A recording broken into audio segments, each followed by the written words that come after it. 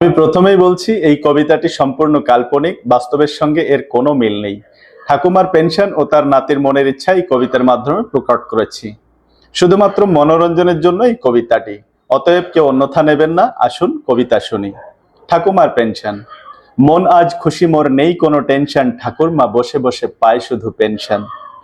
গাড়ি ঘোড়া চড়বো, দেশে দেশে ঘুরবো, ঠাকুমার পয়সায় জামা প্যান্ট পরবো, সেন্টার পাউডার অঙ্গেতে লাগিয়ে সুন্দরী মেয়েদের মন দেব জাগিয়ে।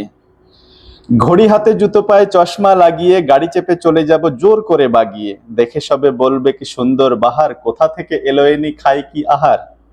আমায় দেখে বয়স্কদের চোখ হবে ঠান্ডা, ভালো ভালো মেয়েদের লেগে যাবে ধান্দা।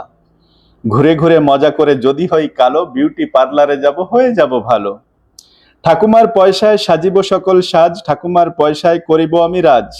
দিল্লি যাব, বম্বে যাব, যাব বড় বাজার, ঘুরে ফিরে খাইব আমি সকল রকম খাবার। বন্ধু বান্ধবদের বলবো কে কি খাবি বল, তাড়াতাড়ি খেয়ে সবে সিনেমাতে চল।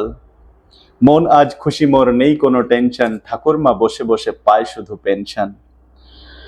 পয়সা রাখে ঠাকুমা ডাব্বায় চালের বাতায়, আঁচলে রাখে ব্যাগে রাখে টোপলায় টোপলায়। এক মাস ভুলে যদি নাহি পায় পেনশন, ঘরে বসে মাথা খারাপ শুধু নেয় টেনশন।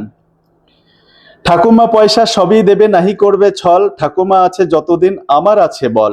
স্ট্যান্ডার দারু খাবো, ঠোঁটে সিগারেট, মাছ মাংস খেয়ে রাখবো ফুল করে পেট।